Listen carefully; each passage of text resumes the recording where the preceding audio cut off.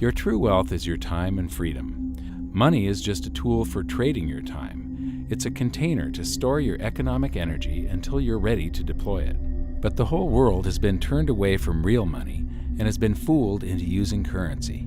A deceitful imposter that is silently stealing your two most valuable assets, your time and your freedom. Welcome to the rabbit hole.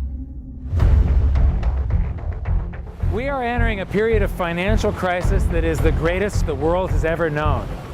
The wealth transfer that will take place during this decade is the greatest wealth transfer in history. Wealth is never destroyed, it is merely transferred, and that means that on the opposite side of every crisis there is an opportunity. The great news is that all you have to do to turn this crisis into your great opportunity is to educate yourself. I believe that the best investment that you can make in your lifetime is your own education.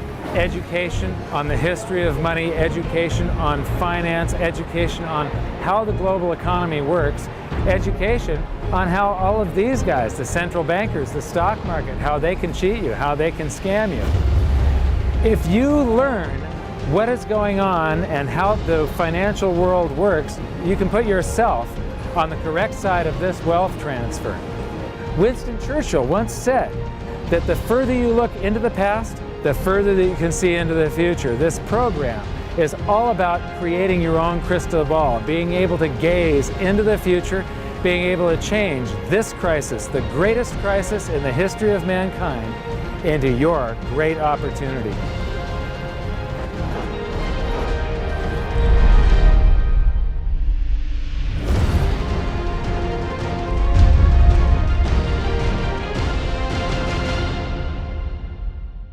The hidden secrets of money, some of them are hidden in plain sight. They're like right in front of you.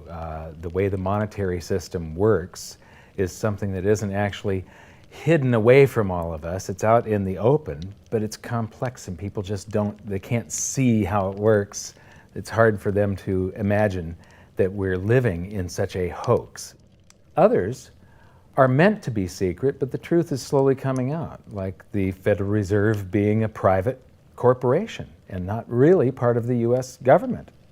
But when I started studying this, what I found was that there was no place that I could point people to where they could get it all in one spot. And so I basically decided to write my book about it and consolidate monetary history, economics, the markets, fundamentals of gold and silver. There's a lot of smoke and mirrors in economics, and I've sort of made it my job to lift the fog for people.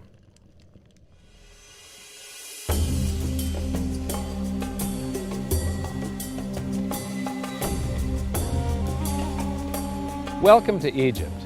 This is where it all began. Roughly 5,000 years ago, the Egyptians started using gold and silver as their predominant form of currency. But it was not yet money. The pieces of gold and silver that they were using were odd sizes and weights, odd purities, so it still was not interchangeable, where each unit is the same as the next. This meant that nothing really had a price yet. You couldn't put a price of so many coins on something because they didn't have coins yet. Trade was still difficult. It was still a guessing game when it came to the exchange of values. One of the reasons that we are in the financial mess that we are today globally is that people do not understand the difference between currency and money. Currency is a medium of exchange, a unit of account. It is portable, durable, divisible, and something called fungible. Fungible means that each unit is the same as the next unit. $1 in my pocket buys the same amount as $1 in your pocket. Money is all of those things plus a store of value over a long period of time. Even financial planners, bankers, your accountant, they don't understand the difference between currency and money. The currency in your pocket is a medium of exchange. It's a unit of account because it's got numbers on it. It's somewhat durable, it's portable, it's divisible in that you can make change, and it's fungible. $1 in my pocket buys the same amount as $1 in your pocket. But because governments can print more and more and more of it, and dilute the currency supply, it's continually transferring wealth out of your pocket, out of your bank account, to the government and to the banking system. The reason that gold and silver are the optimum form of money is because of their properties. It's an easy medium of exchange because gold and silver store a large amount of value in a very small area. It's a unit of account. Pure gold has the same value all over the planet. So an ounce of gold buys the same amount here in Egypt as it would in China or in the United States. It's durable. The same gold that Egyptians were using in trade 5,000 years ago is still here with us today. It does not corrode. It's divisible. You can make change with it. It's very portable. You could use something like oil as money. It's just that you can't carry around a barrel of oil on your back. It's fungible. Pure gold is the same wherever it is on Earth. Pure silver is the same wherever it is on Earth. It's limited in quantity. That's the reason that it maintains its purchasing power. Governments cannot print it. Over the last 5,000 years, only gold and silver have maintained their purchasing power. There have been thousands upon thousands of fiat currencies, currencies that are unbacked by gold or silver, and they have all gone to zero. It's a 100% failure rate. Well, fiat currency, of course, is a currency that exists at the dictate or by fiat from a government. You see, they have their printing presses, and the paper money rolls off the printing presses. And then they give it the fiat designation, which makes the currency official. It's just worthless paper. But when Ben Bernanke gives it the special sign, and they have the cult meeting at the Federal Open Market Committee meetings, it suddenly becomes currency. If you look at what's really going on, it's a con game. And so there's confidence. Well, the Federal Reserve is very forthright about what they're doing. If you read their websites, they'll tell you it's a confidence game. They tell you that there's no intrinsic value in their money. They'll tell you that they print it backed by absolutely nothing. They actually display all these facts. But if you tell somebody in the public that this stuff is created out of thin air, there's no backing whatsoever, it's absolutely worthless, it's about as valuable as monopoly money, they'll look at you like you're nuts. Is there an example throughout history of a fiat currency, a piece of paper that's unbacked by anything, surviving? Short answer, no. Long answer, no. And here's why. When Addison Wiggin took over at the Daily Record, when they got cranked up, Bill Warner asked him to catalog all of the fiat currencies throughout history and what happened to each of them. Addison dutifully went to work. Within a short period of time, he had gone through the alphabet. All the fiat currencies that started with the letter A were done. They all went to zero. He was halfway through the letter B, and all the fiat currencies that started with the letter B, and there were 600 of them in just the first letter and a half of the alphabet, and every single one of them went to zero. Every one. 600 fiat currencies that start with the letter A, and half of the ones that start with the letter B are 600 of these things. Not one ever came close. You think this one, the United States dollar, is going to be the first one after all that? I don't think so. No. No currency, fiat currency has ever survived. None.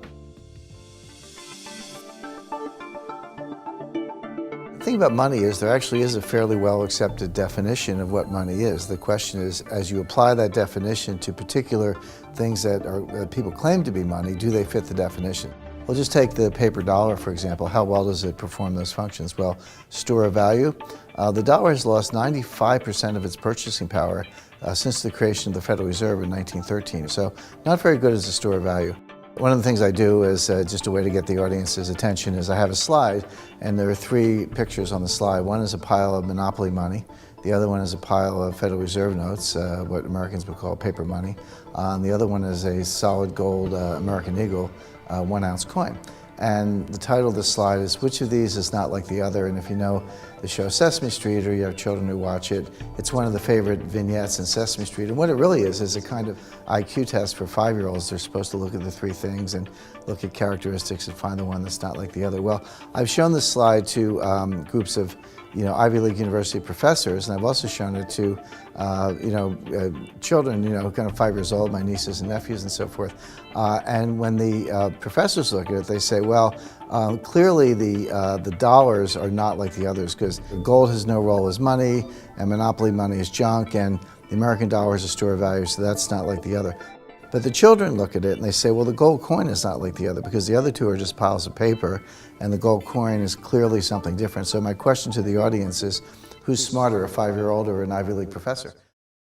Before World War I, each note that a treasury issued would say that there have been deposited with the United States Treasury $20 in gold coin payable to the bearer upon demand. The money was in the vault.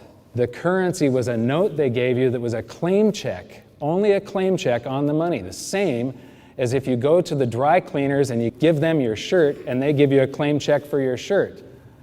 The value is that shirt at the dry cleaners, not the piece of paper that says that you own that shirt. So our currency that circulated was the paper US dollars, and they were claim checks on money. The next hidden secret is the difference between currency and money. Money must be a store of value and maintain its purchasing power over long periods of time. As we progress through this series, you'll learn that national currencies are really a tool used by the government and the financial sector to leech away your time and your freedom by stealing your purchasing power. So rather than storing your economic energy, currencies leak. Now compare that to the gold and silver the Egyptians were using. Like I started with, it still wasn't money because it wasn't interchangeable yet. But they were on the right track, as gold and silver have proven over thousands of years to be the ultimate store of value. Gold is only formed when a star explodes, a supernova, and it stays around forever. This is one of the properties that make it the ultimate money.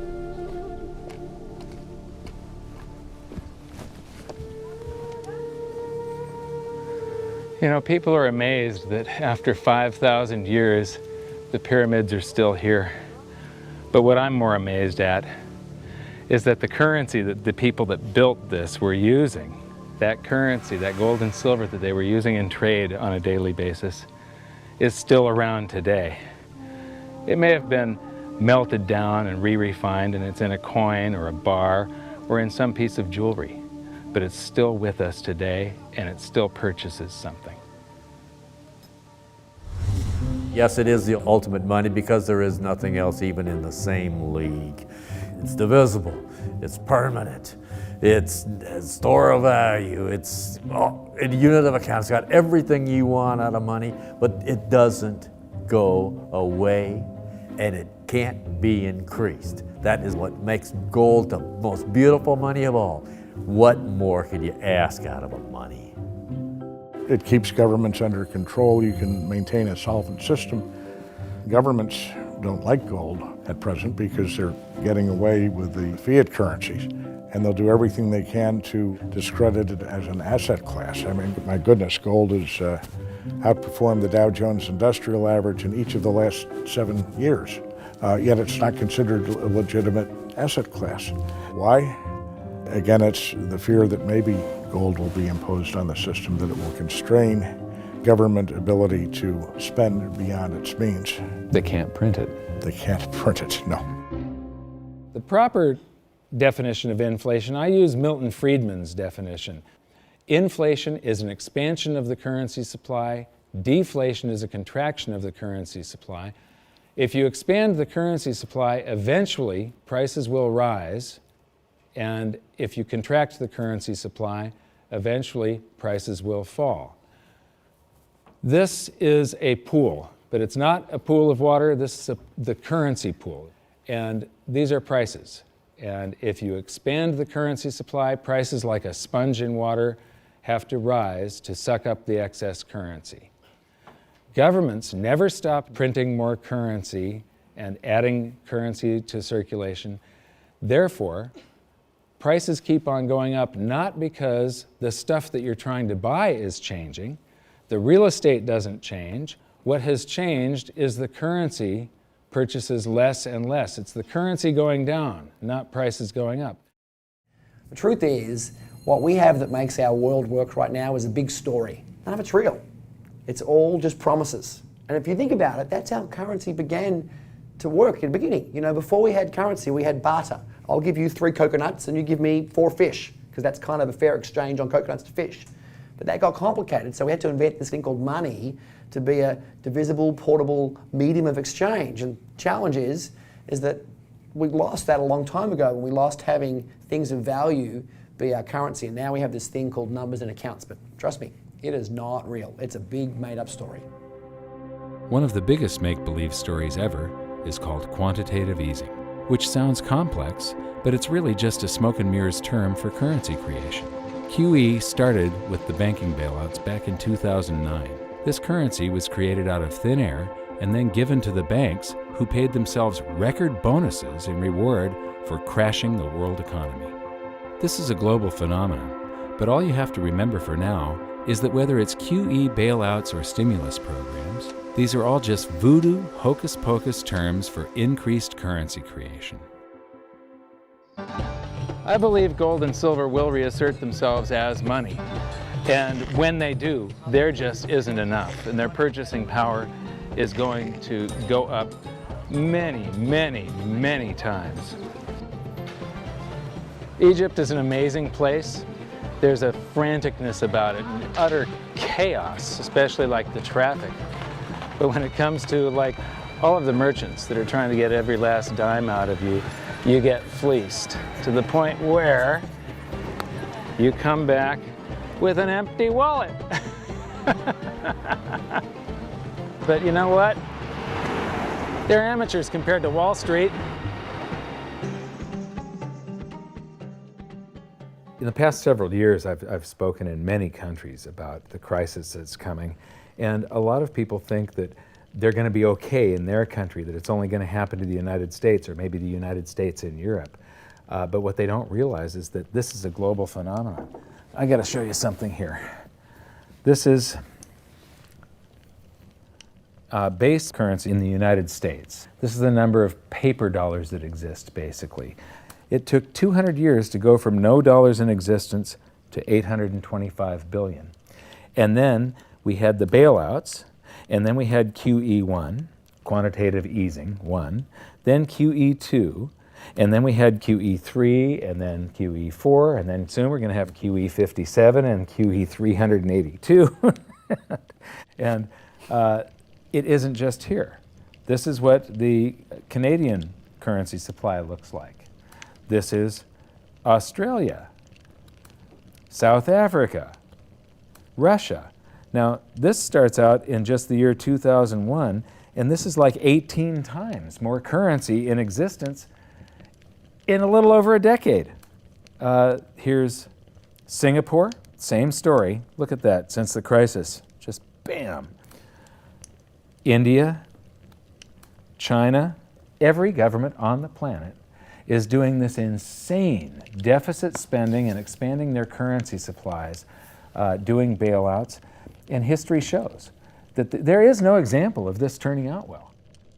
It is sometimes amazing that we haven't experienced more inflation than we have.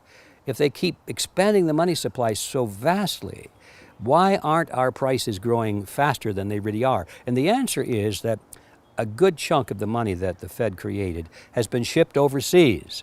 I remember early in my research, I heard this expression that the Americans have exported their inflation. I thought, what is that? How can you export your inflation? Put it in a box and send it out? What do you do?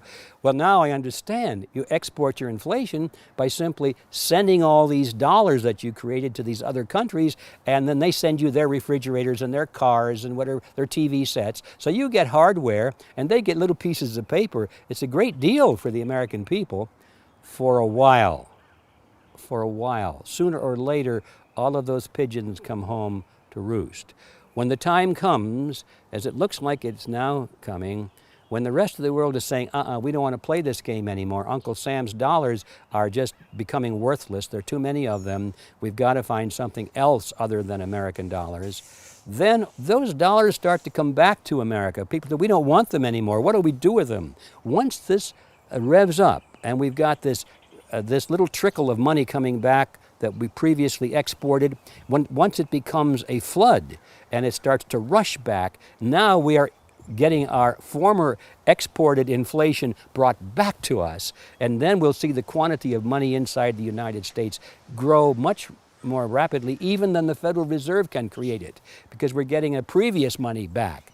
And that's when we will really see the tanking of the US dollar in terms of what it will buy. During the second round of quantitative easing, global food prices went up 60%. And this created a humanitarian disaster for the 2 billion people on Earth who live on less than $2 a day.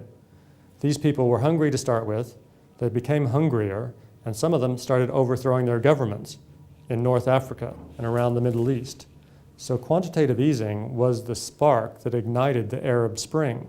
So that's it. When you create money, you get some sort of inflation. It just depends on where the inflation goes.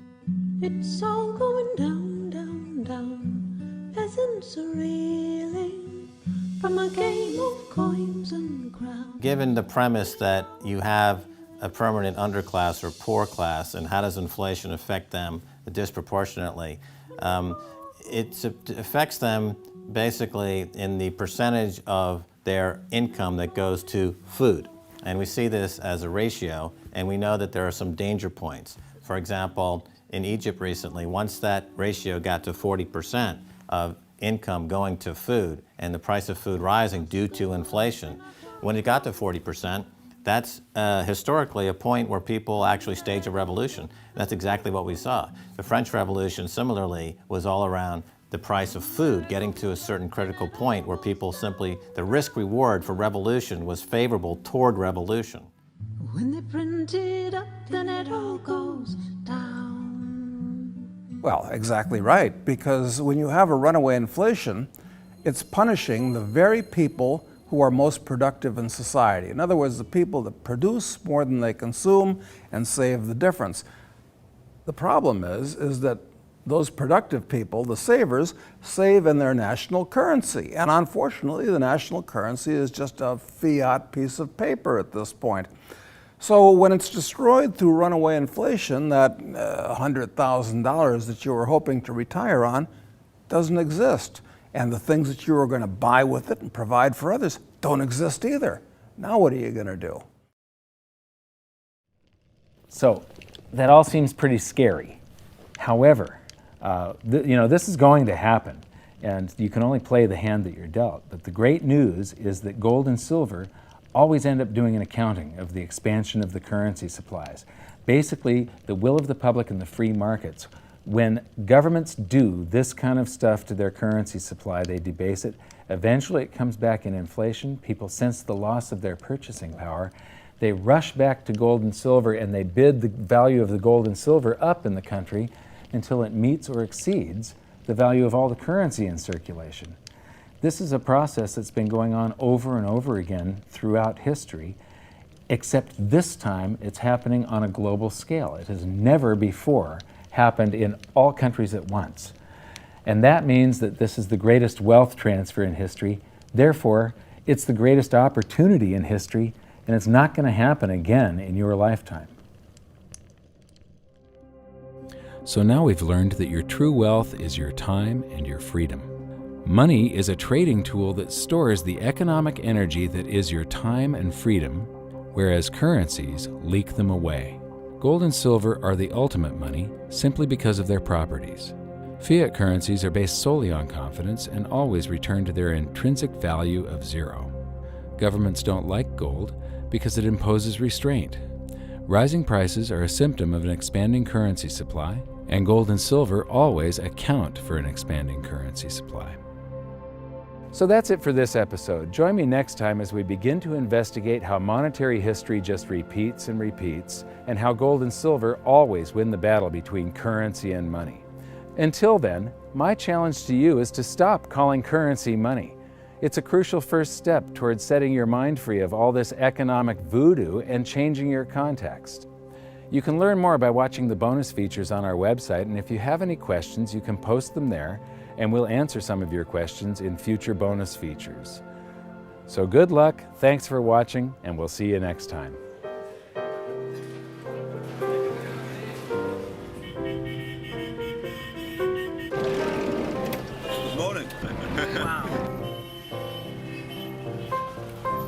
What does fiat mean?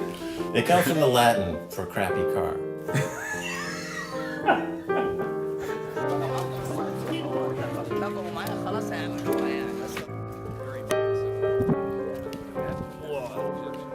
In the desert in a suit. My camel died. You're not too sure about that, are you? Huh?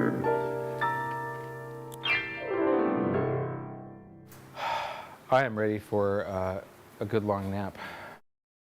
Hi, welcome to this bonus feature for the very first episode of Hidden Secrets of Money. And this is currency versus money. So that's the major topic that